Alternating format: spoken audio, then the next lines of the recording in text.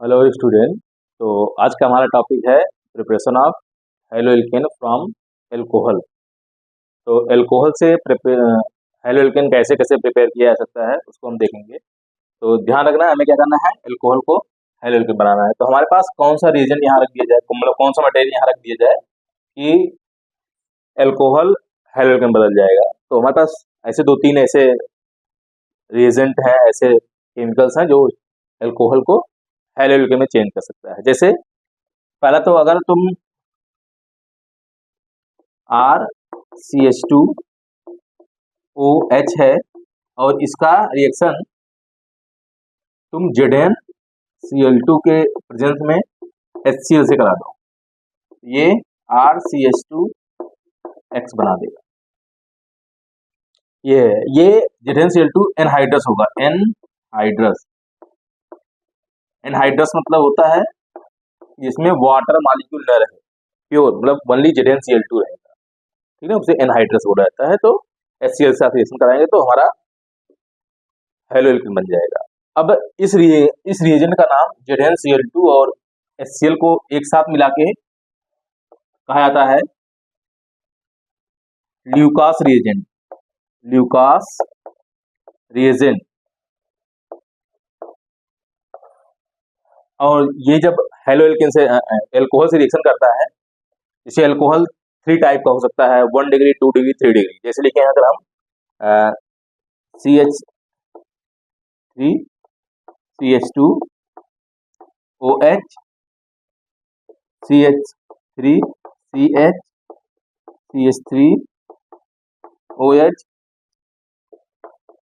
CH3 CH CH3 CH3OH और इन सब का रिएक्शन हम ZnCl2 से कराएं, ल्यूकास रिएजेंट से कराएं। यहाँ पे ZnCl2 रख दें, HCl रखें, यहाँ भी वही बात रखें, है ना, यहाँ भी वही चीज रखें, सेम रिएजेंट रखना है और रिएक्शन कराना है। तो हम देखेंगे कि जो रेट ऑफ रिएक्शन है किसमें फास्ट होगा किसमें स्लो होगा। तो इस अगर मान लो यहाँ पे जो बनेगा प्रोडक्ट CH3CH2, यहाँ पे X हो जाएगा, X मतलब Cl लग जाएगा, और यहाँ पे CH3 CH2 CH3 Cl, यहाँ पे CH3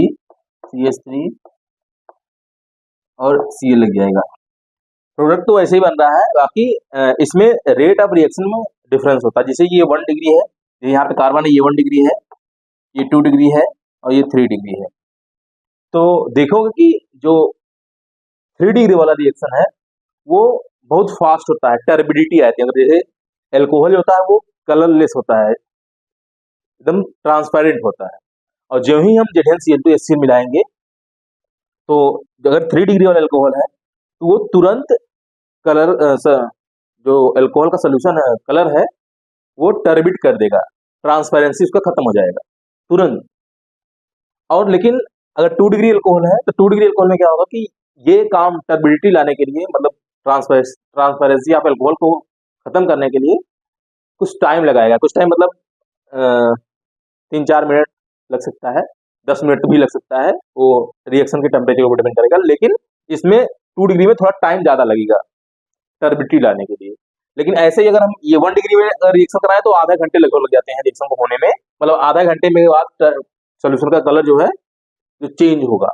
तो कलर के चेंज होने से हम पता कर पाएंगे कि हमारे पास जो अल्कोहल दिया गया है वो किस डिग्री का है। अगर फास्ट कलर चेंज हो रहा है तुरंत within time, within mixing of the reagent, तो हम समझ जाएंगे वो 3 डिग्री वाला अल्कोहल है। और थोड़ा टाइम 2-4-5 मिनट लग रहा है रिएक्शन को टर्बिड लाने, मतलब कलर चेंज होने में अल्कोहल का, तो उसको कहेंगे कि ये 2 डिग्री वाला अल्कोहल है। अगर ऐसा हो रहा है कि आधे घंटे बाद भी रिएक्शन नहीं हो पा रहा है, मतलब कलर चेंज नहीं आ रहा है, तो इसको कहेंगे ये 1 डिग्री अल्कोहल है। तो इसको एल्कोहल ल्यूकास रिएजेंट से एल्कोहल की डिग्री हम आइडेंटिफाई कर पाएंगे ये हमारा जो अल्कोहल है वो किस डिग्री का अल्कोहल है।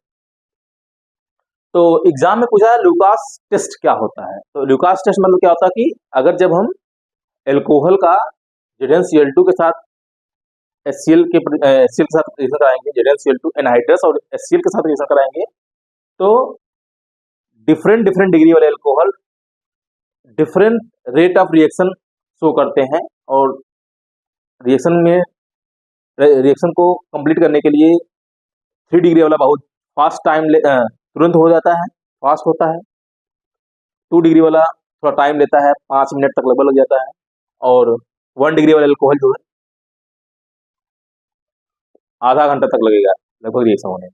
तो ऐसे रिएक्शन को, इस रिएक्शन को कहते हैं ल्यूकास टेस्ट भी बोला जाता है। ये ल्यूकास रिएजेंट है, और ये जो रिएक्शन हो रहा है हम टेस्ट करके पता कर पा रहे हैं कि अल्कोहल की डिग्री कितनी है, 1 डिग्री, 2 डिग्री, 3 डिग्री है, तो उसको कहते हैं ल्यूकास टेस्ट। ठीक है, तो ये अब रिएक्शन फास्ट होने का रीजन क्या है, ये भी एग्जाम में पूछा अगर, तो क्या करना है, जैसे कि जब रिएक्शन होगा तो सबसे पहले क्या होगा कि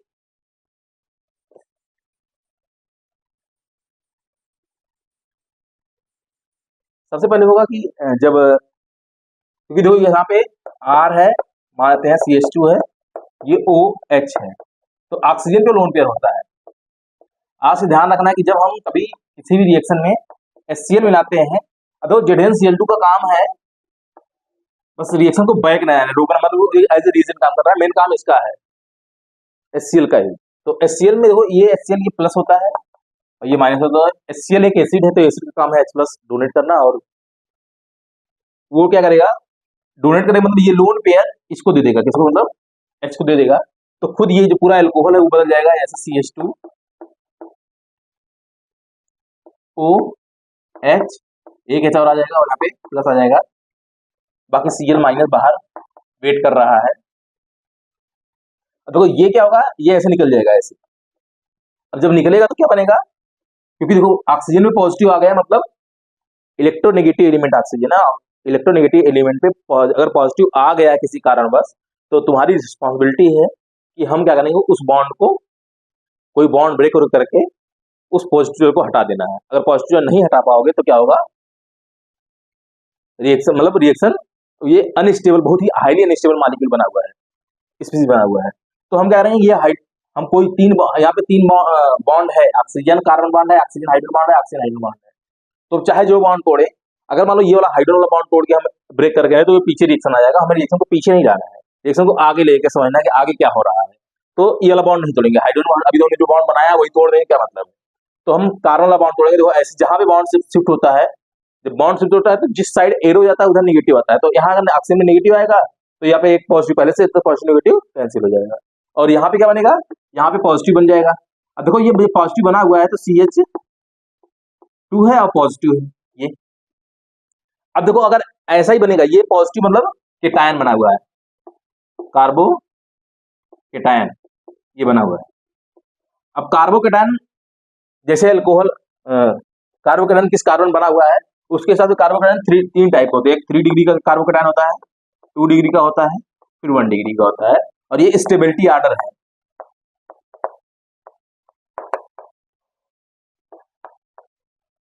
stability order of carbocation, 3 degree वाला सबसे ज्यादा स्टेबल होता है, 2 डिग्री वाला उससे कम, और 1 डिग्री वाला सबसे कम स्टेबल होता है। तो इन सब में देखो अगर यहाँ से OH निकालोगे तो यहाँ पे पॉजिटिव आएगा, इसमें से OH निकालोगे तो अगर ये वाला OH निकलेगा तो यहाँ पॉजिटिव आएगा, और इसमें से निकालेगा तो यहाँ पॉजिटिव आएगा। तो तुम देख रहे हो ये वाला 3 डिग्री वाला है, ये 3 डिग्री का केटायन बनेगा। तो 3 डिग्री केटायन को स्टेबल करने के लिए 3 ग्रुप, देखो इधर से एक, इधर से एक, इधर से 3 लोग उसको पॉजिटिव चार्ज, मतलब इलेक्ट्रॉन डिफिशियंट है, इलेक्ट्रॉन डिफिशियंट को सपोर्ट करने वाले 3 ग्रुप इलेक्ट्रॉन डोनेट कर रहे हैं, तो उसकी इलेक्ट्रॉन डिफिशियंसी का जो थोड़ा सा इलेक्ट्रॉन डिफिशियंट है वो थोड़ा सा इंक्रीज हो जाएगा, क्योंकि इलेक्ट्रॉन डोनर ग्रुप लगे हुए हैं। यहाँ पे एक ही इलेक्ट्रॉन डोनर ग्रुप है, इसकी वजह से यहाँ पे क्या होगा, इलेक्ट्रॉन डिफिशियंसी बनी रहेगी लगभग। तो ये बनेगा नहीं किसी भी रिएक्शन में, जब कोई इंटरमीडिएट बन रहा होता है तो वही वाला इंटरमीडिएट बनता है जो स्टेबल होता है। तो यहाँ पे वो जो अनस्टेबल होता है वो या तो बनता है तो बहुत लेट बनता है, नहीं तो बनता ही नहीं। तो इसीलिए कि जब 1 डिग्री वाले अल्कोहल से हम रिएक्शन करवाते हैं ZnCl2 या लूकास रिएजेंट का, तो वहां पे जो कार्बोकेटायन बन रहा है वो 1 डिग्री का बनता है जो कम स्टेबल होता है। लेकिन 3 डिग्री वाले कार्बोकेटायन, जो 3 डिग्री वाला अल्कोहल होता है वो 3 डिग्री कार्बोकेटायन फॉर्म करता है, और वो ज्यादा स्टेबल होता है, मोर स्टेबल होता है। इसकी वजह से वही रिएक्शन मतलब 3 डिग्री वाला कार्बोकेटायन फास्ट बनता है और रिएक्शन फास्ट होती है। देखो जब कार्बोकेटायन बनेगा तो Cl जो वेट कर रहा था क्या करेगा, इसके ऊपर अटैक करेगा। अब वाटर मॉलिक्यूल निकला हुआ है तो वाटर मॉलिक्यूल क्या करेगा, H2O। अब क्योंकि एनहाइड्रस ZnCl2 है तो एनहाइड्रस ZnCl2 इसको आपस में मिला लेगा और मिला के क्या बना लेगा, ZnCl2 और H2O X H2O। ये अब देखो कोई भी सॉल्ट हो उनका नेचर होता है कि वो वाटर मॉलिक्यूल को एब्जॉर्ब करने, थोड़ा बहुत ज्यादा कम बेसिस कुछ भी करते हैं। तो ZnCl2 जितने भी वाटर मॉलिक्यूल बनता है उसको एब्जॉर्ब कर लेता है। अब एब्जॉर्ब करने से क्या होगा कि रिएक्शन बैक नहीं जाएगी, बस इतना सा काम करेगा। तो कुल मिला जाएगा और थोड़ा सा सपोर्ट भी करता है कि यहाँ से Cl को वहां से हटाने के लिए, ताकि H+ ज्यादा बन पाए। तो दो बात ध्यान रखना है कि लुकास रिएजेंट क्या होता है और लुकास टेस्ट क्या होता है। लुकास रिएजेंट क्या है कि ZnCl2 anhydrous plus HCl Lucas reagent है। और जब हम लुकास रिएजेंट का रिएक्शन एल्कोहल से कराते हैं तो डिफरेंट डिग्री वाले alcohol 1 degree 2 degree 3 degree alcohol का रेट ऑफ रिएक्शन जो है डिफरेंट होता है। और अगर 3 डिग्री एल्कोहल तो वो फास्ट रिएक्शन करेगा, with in second reaction 1-2 minute में, 1 मिनट में ही क्या जाएगा, कलर चेंज हो जाएगा। ध्यान रखना कि कहा कि एल्कोहल का कलर कैसे चेंज होगा। एल्कोहल जो होता है वो कलरलेस होता है, ट्रांसपेरेंट होता है, लेकिन जब उसमें ZnCl2 या HCl मिलाओगे, दोनों में ZnCl2 और HCl मिलाओगे तो क्या होगा, कलर टर्बिट हो जाएगा, ट्रांसपेरेंसी खत्म हो जाएगी। तो बीकर में तो दिखेगा ही कि ट्रांसपेरेंट है कि नॉन ट्रांसपेरेंस है ना, तो उससे पता कर लेंगे हम। तो ये देखो क्या हो गया कि 3 डिग्री एल्कोहल तुरंत रिएक्शन करेगा, क्योंकि क्यों रिएक्शन करता है ये भी एग्जाम पूछा गया है एग्जाम में, क्वेश्चन की क्यों रिएक्शन करता है फास्ट। तो तुम उसका आंसर होगा कि क्योंकि यहाँ पे 3 डिग्री कार्बोकेटायन इंटरमीडिएट बन रहा है। कार्बोकेटायन जब भी कोई रिएक्शन करा रहे हो जिसमें स्टेबल कार्बोकेटायन बनेगा वही रिएक्शन को हमें आगे बढ़ाना है। हमने मार्कोनी का रूल में भी यही पढ़ा था कि वही हमें रिएक्शन को आगे प्रोसीड करवाना है जिसमें कार्बोकेटायन स्टेबल बने। कार्बोकेटायन स्टेबल नहीं बनेगा तो रिएक्शन हमें दूसरे माध्यम से कराना पड़ेगा, दूसरे तरीके से कराना पड़ेगा। तो फिलहाल में ऐसे देखना है लुकास रिएजेंट और लुकास टेस्ट। लुकास रिएजेंट ये क्वेश्चन पूछा गया एग्जाम में कि लुकास टेस्ट किसको इससे क्या पता करते हैं, लुकास टेस्ट से क्या पता करेंगे। तो हम एल्कोहल की डिग्री पता कर पाते हैं कि हमारा दिया हुआ एल्कोहल कितने डिग्री का है, क्योंकि एल्कोहल जो होता है वो चाहे 1 डिग्री हो, 2 डिग्री हो, 3 डिग्री हो, सबका जो कलर है तो सेम ही रहेगा, स्मेल भी लगभग सेम ही रहेगा, क्योंकि जितने भी एल्कोहल होते हैं जिसमें OH ग्रुप रहेगा उसकी लगभग प्रॉपर्टी सेम होती है, फिजिकल प्रॉपर्टी तो सेम ही रहेगी। तो इसका मतलब क्या होगा कि वो देखकर हम आइडेंटिफाई नहीं कर पाएंगे। तो उसमें क्या करना पड़ता है कि हम लगाते हैं ZnCl2 HCl मिलाएंगे तो अपना रिएक्शन दिखाएगा। तो ये पहला मेथड था एल्कोहल से हेलो एल्केन बनाने का और लुकास रिएजेंट के हेल्प से। और ये लुकास रिएजेंट एल्कोहल के को टेस्ट भी करता है, एल्कोहल की डिग्री को बताता भी है कि कौन सी डिग्री का है। तो दूसरा आज का दूसरा टॉपिक देखो, दूसरा क्या होगा, कोई रिएजेंट दूसरा लें जिससे एल्कोहल बनाया जा सकता हो।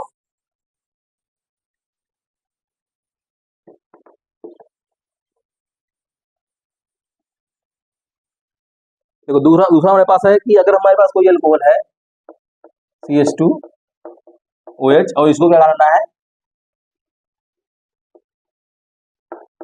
RCH2 और X बनाना है। तो दूसरा मेथड क्या है कि हमारे पास PX3 होता है और PX5 होता है। ये दो मटेरियल होते हैं, फास्फोरस ट्राईहैलाइड, फास्फोरस पेंटाहैलाइड। अब हम जानते हैं कि X बराबर बार बार हम बताया जा रहा है, यहाँ पे फ्लोरीन नहीं लेना है, बाकी क्लोरीन लेना है, ब्रोमीन लेना है और आयोडीन लेना है, ये 3 लेंगे। तो जैसे अगर इसमें देखा जाए तो PCl3 हो जाएगा, PBr3 हो जाएगा, PI3 हो जाएगा और यहाँ पे PBr5 और PI5 हो जाएगा। तो अगर इन सब का अगर इसमें PX3 में से कोई भी ले लो या PX5 यहाँ रख दो तो हमारा ये एल्कोहल हेलो एल्केन में चेंज हो जाएगा, कोई डाउट नहीं, एकदम सिंपल रिएक्शन हो जाएगा। लेकिन प्रॉब्लम क्या है कि हम PCl5 और PCl3 तो ले सकते हैं, यहाँ पे रख सकते हैं क्योंकि वो प्रेजेंट होता है, स्टेबल होता है।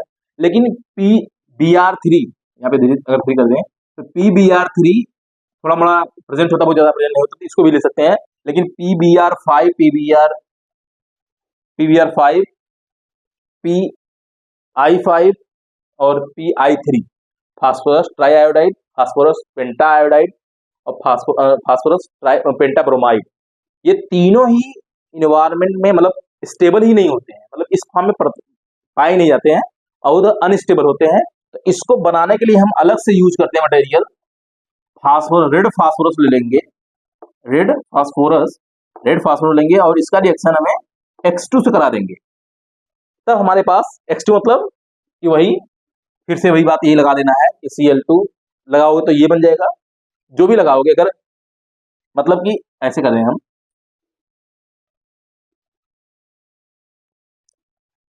इसको मिला के ये बनाया जाता है, मतलब PX5 या PX3 मिला के इन दोनों को मिलाओगे तो ये बन जाएगा और फिर इसका रिएक्शन वहां करा देंगे। अब क्योंकि PCl5 और PCl3 और PBr3 तीनों ही इन्वायरमेंट में स्टेबल एग्जिस्ट होते हैं, पाए जाते हैं, तो इसका रिएक्शन हम लेके आराम से एल्कोहल में अपना मिलाएंगे और उसको मिलाएंगे, रिएक्शन हो जाएगा। लेकिन PBr5, PI3, PI5 ये तीनों ही कंपाउंड एग्जिस्ट नहीं करते हैं, इन्वायरमेंट में होते नहीं, अनस्टेबल होते हैं, और अनस्टेबल की वजह से हम ये बना नहीं पाते हैं, मतलब बनाकर नहीं रखा जाता है। जब हमें जरूरत पड़ती है तो हम रेड फास्फोरस अलग होता है और हाइड्रोजन मतलब यहाँ पे I2 और Br2 ये दोनों अलग अलग रखा होता है, तो जिसकी जरूरत होती है रेड फास्फोरस और I2 मिला दो आपस में, तो PI5 या PI3 बन जाएगा और ये अपन तुरंत उसी समय रिएक्शन करके अपना हेलो एल्केन बना लेगा। दूसरी बात, अगर Br लगा हुआ तो Br बनेगा और PBr3 या PBr5 कुछ बन जाएगा और ये तुरंत रिएक्शन करके प्रोडक्ट बना लेगा। तो ऐसे करना है। तो हमारे पास एल्कोहल को हेलो एल्केन बनाने के लिए फास्फोरस हैलाइड यूज करते हैं। फास्फोरस हैलाइड दो होते हैं, फास्फोरस ट्राई हैलाइड में phosphorus trichloride, phosphorus tribromide, phosphorus ट्राइआयोडाइड होता है, और फास्फोरस हैलाइड का पेंटा हैलाइड होता है। फास्फोरस पेंटा हैलाइड में फास्फोरस पेंटाक्लोराइड, फास्फोरस पेंटाब्रोमाइड, फास्फोरस पेंटाआयोडाइड होता है, और ये आपस में रिएक्शन करके क्या करते हैं, एल्कोहल से रिएक्शन करके हेलो एल्केन बनाते हैं। अब हम बार बार कर रहे हैं कि आयोडीन वाला और ब्रोमीन वाला थोड़ा सा स्टेबल नहीं होता है, कम स्टेबल होता है, तो इसको बनाने के लिए मतलब इसका यूज करना होता है तो हम डायरेक्ट रिएक्शन में रेड फास्फोरस और हाइड्रोजन मतलब I2 या Br2 मिला देंगे। तो हमारे पास जैसे हम रिएक्शन लिख दें यहाँ पे, अगर यहाँ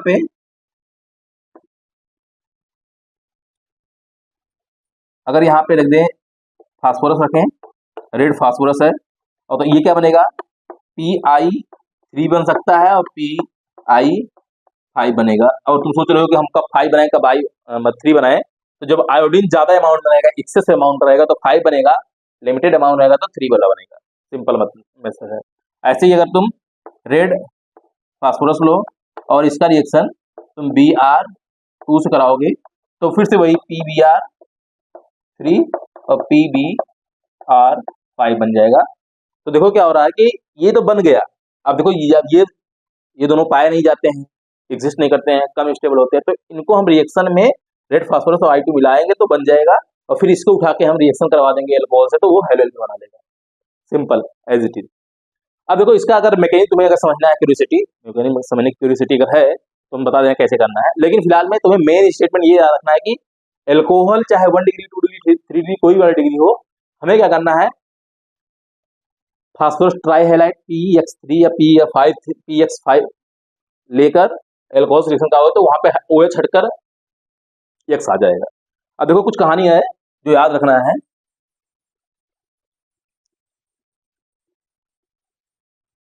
देखो अगर जैसे हम इसको क्या करें, एल्कोहल में हमने कहा कि एल्कोहल में क्या होता है, CH2OH होता है और यहाँ लोन पेयर होता है।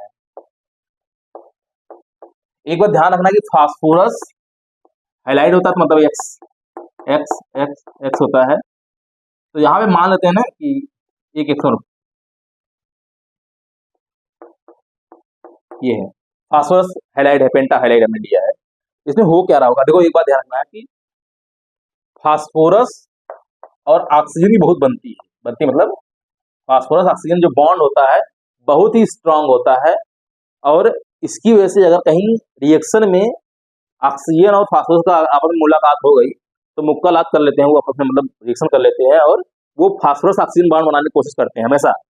तो इसका मतलब क्या हुआ कि ये लोन पेयर यहाँ बैठा नहीं, ये जाएगा यहाँ पे फास्फोरस पास जाएगा और इसको किसी एक हाइड्रोजन को हटा देगा ऐसे। तो क्या बनाएगा यहाँ पे देखो, ये RCH2O बन गया। देखो H हटाएंगे, देखो ऐसे बात था H, यहाँ पे H हो जाएगा, यहाँ पॉजिटिव, यहाँ पे P कितने X लगे रहेंगे, 4 X लगे रहेंगे, है ना।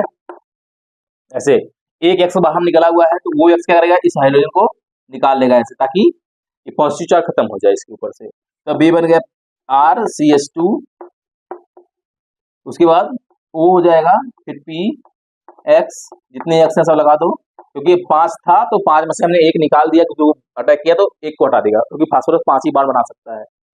अब देखो ये क्या सोच रहा है ना कि इसका देखो डबल बॉन्ड, हमने कहा कि फास्फोरस ऑक्सीजन बॉन्ड स्ट्रांग होता है, सिंगल वाला तो ठीक है, अगर डबल वाला हो जाए तो और मस्त हो जाता है। तो वो सोचता है कि हम P डबल बॉन्ड O बना लें, हमेशा फास्फोरस सोचेगा ये बात। अब ये सोचने के लिए ये लोन पेयर क्या करता है, फिर इसके ऊपर अटैक करता है और इसको फिर से एक निकाल देता है बाहर। अब देखो क्या होगा, RCH2 single bond O double bond, देखो यहाँ पॉजिटिव आया है, यहाँ पे फास्फोरस है, यहाँ PX है, एक X है और एक X और है। ये देखो अब क्या निकला है, X माइनस बाहर निकला है। अब X माइनस क्या करता है, पहले तो था हाइड्रोजन था तो उसको ले लिया था, लेकिन अब हाइड्रोजन है नहीं, अब यहाँ से फिर से जहां जुड़ा है वहीं जुड़े, अटैक नहीं करेगा। अब ये क्या करेगा कि क्योंकि अब ये वाला ऑक्सीजन क्या हो गया है, पॉजिटिव हो गया है, और हमने कहा कि अगर ऑक्सीजन पॉजिटिव है, वो ऑक्सीजन इलेक्ट्रोनेगेटिव एलिमेंट है, उसके ऊपर तुम पॉजिटिव ला रहे हो तो बहुत बड़ा पाप हो रहा है। तो उस पाप को खत्म करने के लिए क्या करेगा, ये क्या करेगा, ये वाला बॉन्ड ऐसे ब्रेक होगा ऐसे, है ना। जब ऐसे ब्रेक होगा मतलब क्या होगा, ऑक्सीजन पे जो पॉजिटिव चाहे वो पाप किया है वो हट जाएगा, पॉजिटिव से न्यूट्रल हो जाएगा, और ऑक्सीजन या तो न्यूट्रल रहेगा या तो जीरो रहेगा, पॉजिटिव में नहीं रहेगा। पॉजिटिव में अगर है तो किसी न किसी तरह से बॉन्ड ब्रेक करके कुछ भी करके उसको हटाएगा वो। तो इसका मतलब क्या हुआ, ये यहाँ अटैक करेगा ऐसे और इसको हटा देगा। तो एक्चुअली में क्या बन गया, RCH2X बन गया, और ये बन गया P डबल बॉन्ड O और ट्रिपल X लगा दोगे, ये हो गया। तो एक्चुअली हमें ये बनाना था फास्फोरस एल्किल हैलाइड, इससे एल्कोहल से alkyl halide with phosphorus chloride या फास्फोरस हैलाइड से। तो फास्फोरस हैलाइड ऐसे रिएक्शन करता है। ध्यान रखना, जब भी कभी फास्फोरस ऑक्सीजन की आपस में रिएक्शन में मुलाकात होगी तो क्या होगा, वो बाकी जो भी ऑक्सीजन चाहे जहां जुड़ा हो, ऑक्सीजन चाहे जहां जुड़ा हो, उसको छोड़ के वो खुद कहाँ आ जाएगा, फास्फोरस के पास आ जाएगा, क्योंकि फास्फोरस पास पहले सिंगल बॉन्ड बनाएगा, कहीं थोड़ा जगह तो दोबारा क्या करेगा, उसको डबल बॉन्ड में कन्वर्ट कर लेगा, क्योंकि ये phosphorus double bond O, P double bond O बहुत ही स्ट्रांग, मतलब इसकी एनर्जी बहुत ज्यादा होती है, हाईली स्टेबल होता है, इसकी वजह से ऐसा हो पाता है। तो ये तुम्हें ध्यान रखना है कि एल्कोहल से हैलोएल्केन फास्फोरस हैलाइड की हेल्प से बनाया जा सकता है। अगला देखो रिएक्शन क्या है, एक रिएक्शन और है जो एल्कोहल को कन्वर्ट कर सकता है हैलोएल्केन में। जैसे अगला रिएक्शन ये है कि ये R है, CH2 है, OH है और हमें X बनाना है, मतलब RCH2X बनाना है। तो यहां और क्या रखें, ये SOCl2, देखो SOCl2 को स्ट्रक्चर देखो बनाएंगे, S डबल बॉन्ड O, यहाँ पे Cl, यहाँ पे Cl, ऐसे होता है, सल्फोनिल क्लोराइड इसको बोलते हैं। तो अगर इसका रिएक्शन इसे कराओगे तो ये बन जाएगा। अब इस रिएक्शन का नाम होता है डार्जन रिएक्शन।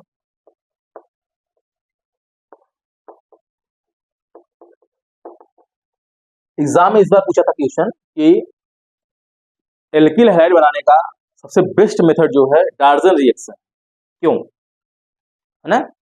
तो देखते हैं क्यों होता है ना। समझ रहे हैं कि जब एल्कोहल रहेगा SOCl2 से रिएक्शन कराओगे तो पक्का ये ऐसे बना लेगा, बात है ना। और क्या बनाएगा, वो भी और बनाएगा SO2 प्लस HCl, ये बनाएगा। अब देखो ये तो लिक्विड होगा, सही है, ये लेकिन गैस है और ये भी गैस है, ठीक है ना। जब तुम बर्तन में ये रिएक्शन लिए हो, यहाँ सब बन रहा है, तो यहाँ तो जो गैस है वो तो गैस क्या होगा, बाहर निकल जाएगा SO2, यहाँ से गैस जो है वो HCl भी बाहर निकल जाएगा। तो हमारा जो वेसल में प्योर फॉर्म में क्या बचेगा, हेलो एल्केन बचेगा। और हेलो एल्केन को जैसे कुछ बना रहे हो तो उसको बना लेना बड़ी बात नहीं है, उसको प्योर फॉर्म बनाना बड़ी बात है। वो मुश्किल बहुत होता है कि प्योर फॉर्म कैसे बनाए। तो डार्जन रिएक्शन में क्या होता है, जो हेलो एल्केन बनता है एकदम प्योर वाला, प्योर फॉर्म वाला बनता है, उसमें कोई मिक्सचर नहीं होता, मतलब कोई दूसरा कंटामिनेशन नहीं होता, दूसरा पार्टिकल नहीं होता है। क्योंकि देखो दो तीन देखो एल्कोहल और SOCl2 जब रिएक्शन कराओगे तो तीन प्रोडक्ट बन रहे हैं, तीन में से एक तो लिक्विड फॉर्म होगा हेलो एल्केन वाला, बाकी SOCl2 और HCl दोनों क्या है, गैस है, वो बनते ही रूम टेम्परेचर पे क्या हो जाएंगे, रिएक्शन से मिक्सर से बाहर निकल जाएंगे और हमारे पास प्योर फॉर्म में बच जाएगा हेलो एल्केन। तो हमारा मेन मोटिव इसीलिए इसका यूज करना बहुत ज्यादा होता है। इसका आंसर ये होगा कि क्यों हम SOCl2 का यूज करते हैं या डार्जन रिएक्शन क्यों यूज करते हैं हेलो एल्केन बनाने के लिए। तो उसका आंसर ये है क्योंकि हमारे पास जो हेलो एल्केन बनता है वो प्योर फॉर्म में बनता है, और उसमें डार्जन रिएक्शन में या SOCl2 और एल्कोहल के रिएक्शन में जो बाई प्रोडक्ट होते हैं, बाई प्रोडक्ट मतलब ये SO2 और HCl दोनों ही गैसियस फॉर्म होते हैं, जो रिएक्शन में बनने के बाद अपने आप रिएक्शन प्रोडक्ट से सेपरेट हो जाते हैं, उसे सेपरेट करने का कोई लफड़ा नहीं होता है। तो लफड़ा खत्म, तो दम जहां लफड़ा कम वही हम काम करते हैं, यहाँ लफड़ा नहीं, तो इसलिए ये करते हैं। अब देखो इसका अगर रिएक्शन मैकेनिज्म तो समझना चाहो तो समझ सकते हो, लेकिन ध्यान रखना है डार्जन रिएक्शन क्या होता है। व्हाट इज डार्जन रिएक्शन, कि when alcohol react with SOCl2 form alkyl halide SO2 HCl as a product, this reaction is called Darzens reaction. और डार्जन रिएक्शन को हम क्यों प्रिफर करते हैं हेलो एल्केन में, हेलो एल्केन बनाने के लिए, तो उसका रीजन ये है कि जो बाई प्रोडक्ट बनता है हमारे हेलो डार्जन रिएक्शन का बाई प्रोडक्ट जो होता है SO2 और HCl होता है, दोनों ही गैसियस फॉर्म में होते हैं, और ये प्रोडक्ट में बनने के बाद तुरंत बिना सेपरेट बिना कुछ किए हुए रिएक्शन मिक्सचर से रिएक्शन से निकल प्रोडक्ट से निकल जाते हैं इन्वायरमेंट से, और हमारा जो प्रोडक्ट बनता है हेलो एल्केन बनता है वो प्योर फॉर्म बनता है। तो आजकल तो दुनिया प्योरिटी के ऊपर जा रही है, तो ये भी हम लोग क्या कर रहे हैं, प्योर बनाने के लिए ही इसका यूज करते हैं। देखो इसका रिएक्शन कैसे होता है अगर देखना चाहो तो, देखो मेन एग्जाम में रिएक्शन मैकेनिज्म नहीं पूछता है, रिएक्शन पूछता है कि ये बताओ क्या होता है, लेकिन तुम थोड़ा ये जानते रहो, अगर रिएक्शन मैकेनिज्म जानो तो अच्छी बात है। देखो ये होगा CH2 है, O है, H है, ये अल्कोहल देखो ऐसे है, ये अल्कोहल ऐसे है ना। अभी हमने बताया जैसे फास्फोरस का ऑक्सीजन बहुत बनता है, तो सल्फर का भी बहुत बनता है ना।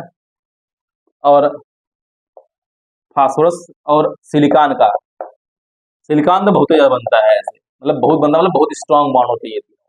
तो अगर कहीं रिएक्शन में ये सब दिख रहे हैं तो तुरंत तुम्हारा काम है पहले उसको क्या करो, अपना डबल बॉन्ड बना दो, मतलब ऑक्सीजन के साथ डबल बॉन्ड बना दो। ये बॉन्ड स्ट्रांग होते हैं, सबसे ज्यादा स्ट्रांग सल्फर सिलिकॉन का, फिर फास्फोरस, फिर सल्फर का होता है। फिर हम देखते हैं, अब देखो S डबल बॉन्ड O और ये Cl2, देखो SOCl2 तो ऐसे लिखोगे ना, इसका ये होता है। अब ये लोन पेयर क्या करेगा, हमने कहा कि सल्फर वाला ऑक्सीजन वाला बॉन्ड स्ट्रांग होता है डबल बॉन्ड वाला, तो पहले ये यहाँ अटैक करेगा इसके ऊपर, है ना, और यहाँ से एक इसको निकाल देगा ऐसे, सही है। तो क्या होगा, ये बनेगा RCH2C डबल बॉन्ड S रहेगा O, है ना, O हो जाएगा, और S डबल बॉन्ड O, यहाँ पे Cl, देखो एक Cl बाहर निकल गया तो वो Cl बाहर निकल जाएगा, H प्लस रह जाएगा, और यहाँ पे H हो जाएगा, यहाँ पॉजिटिव हो जाएगा। देखो मैकेनिज्म हमेशा सेम ही होता है। अब क्या होगा, जो Cl माइनस निकला हुआ है वो इसको पकड़ के खाएगा, H प्लस को निकालेगा, ताकि हमारा ऑक्सीजन पे जो पाप हुआ है प्लस वाला वो हट जाए। तो उसके बाद डबल बॉन्ड O, ये Cl है ना, और HCl तो बन ही गया, तुम देख ही रहे हो, ये बन गया। अब क्या करें, ये Cl क्या, तो ये हमें डबल बॉन्ड करना है, इसको तोड़ने के लिए ये वाला बॉन्ड टूटेगा ऐसे, ये यहाँ अटैक करेगा और इसको फिर से निकाल देगा। तो एक्चुअल बनेगा क्या, RCH2 और यहाँ Cl लग जाएगा, और क्या बन गया, HCl तो पहले बना था, और फिर अब S डबल बॉन्ड O और डबल बॉन्ड O, ये होता है एक तो SO2 कर सकते हो ऐसे सिंपल। ये क्या हो गया, एल्कोहल बनाने का मेथड हो गया, SOCl2 रहेगा ये। तो हमारे पास एल्कोहल बनाने के तीन मेथड है। पहला क्या है, एल्कोहल से हैलोएल्केन बनाने का 3 मेथड है। पहला तो लुकास रिएजेंट जेडेन, कौन सा, अगर हम समराइज करते हैं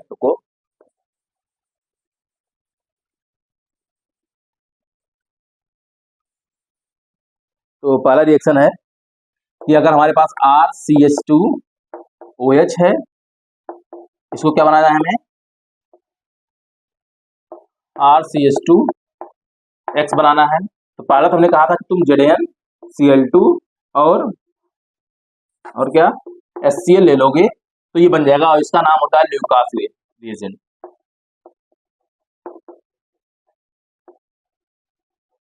ठीक है ना।